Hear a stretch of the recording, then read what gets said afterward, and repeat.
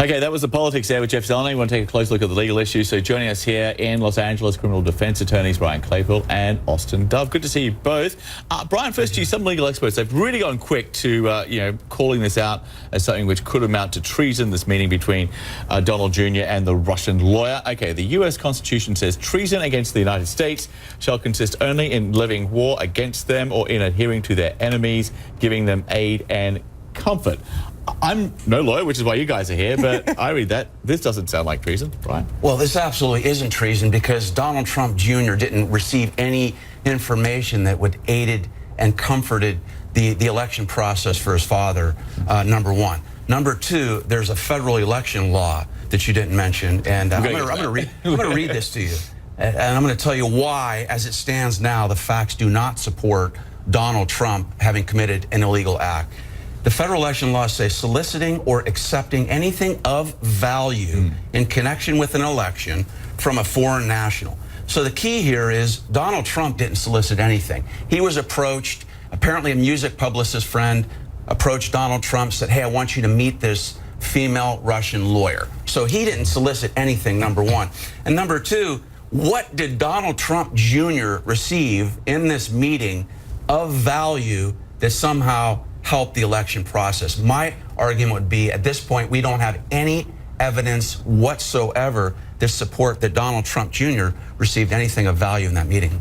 But there are some timing issues, right? That if you look at some of the timing of when Donald Trump tweeted about emails and when he started going after Hillary Clinton about her emails and asking Russia to bring, those things happened after this meeting, not long after this meeting. So there are some, as we talked about earlier, some dots there. They have not all been connected. And of course, we don't have all the those dots, that's though. right. Because perception versus legality are two vastly different concepts. Okay, so once you get to Brian's, because do you agree with his assessment here? Or do you think there was something of value? Because New York Times was reporting he was told ahead of time, hey, there's damaging information that we could have, the Russian government has, to help your dad get elected. Isn't that something of value? Damaging information is itself the value here. Yeah. I mean, let's not be naive.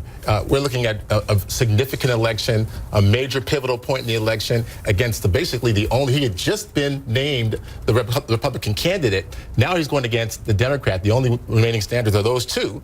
And it's information against that particular candidate. Not one of the many Republicans he ran against, but that particular candidate. That has immense value. That's tremendously important to the campaign. And indeed, it has remained the issue throughout and beyond the campaign. So I would say the inherent value is the information there. It doesn't have to be money or stocks or something that we think of in other ways of value. The value was itself the information. Let me read to you what the legal scholar Lawrence Tribe tweeted after hearing all this. He said, attempted theft of a presidential election in collusion with Putin is a serious felony and a high crime against the state. Is there a law specifically talking about collusion? We know we've heard about treason, but collusion itself? Well, that really falls under the umbrella of conspiracy. So if there are, there's obviously numerous people on the staff, many people worked around this issue, and we just talked about the fact that this information came from one source and then sort of filters its way to Donald Trump Jr. He arranges or accepts a meeting. So there's numerous people who are participating in that process. And if those individuals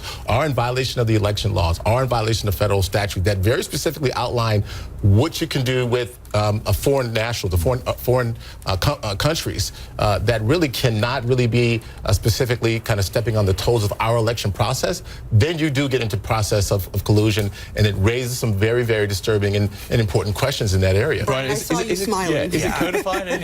Look, I think this is a knee-jerk reaction. You've got to look at the entire context of this meeting.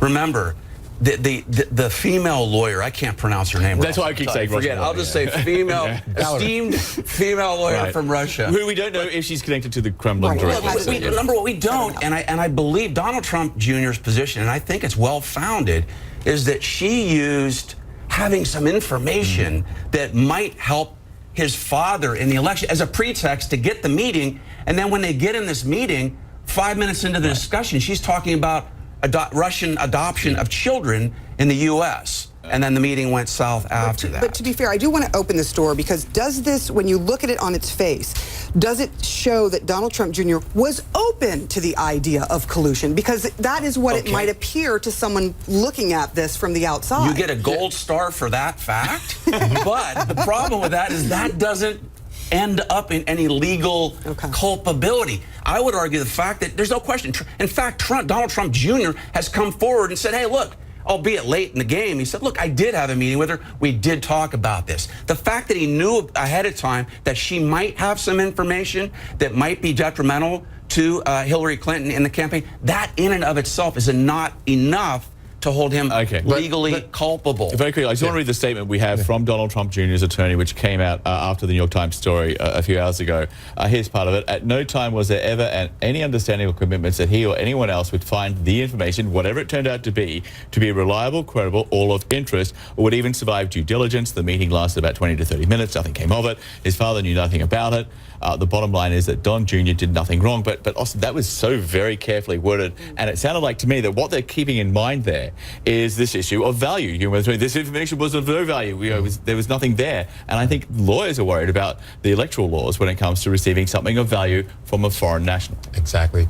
The issue is this. He took that meeting with a particular intent. I don't believe there's any way you could say he took the meeting because she was going to talk about adoption process for a president or a person who hadn't even been elected president yet, or there was some sort of public policy issue or some benign reason that this meeting was put together. This meeting was put together very specifically about information that would damage the opponent, that would damage Hillary Clinton, benefit Donald Trump, and that's the gravamen of this here. You can't escape that reality by saying, well, later on, nothing came out of the meeting. It was, it was less than productive. It turned out to be a dead end.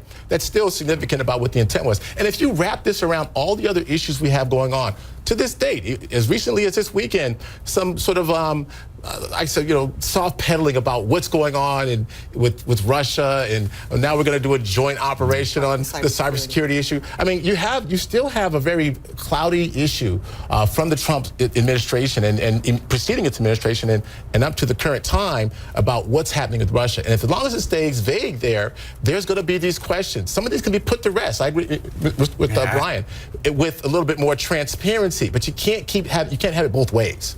All right, gentlemen. Just 20 seconds. Let's go to the horse's mouth. Why not talk to the female Russian lawyer? We're trying. Let's find out. Well, if they can get her under subpoena, I mean, you can probably get to the bottom of this very quickly. But I feel at the end of the day, a lot of smoke, but they're no illegal act as of this. Nice grey suits. Got the memo. Looking sharp. Appreciate it. Thank you both. My blue tie. Thank you, gentlemen. Very good. Thank you.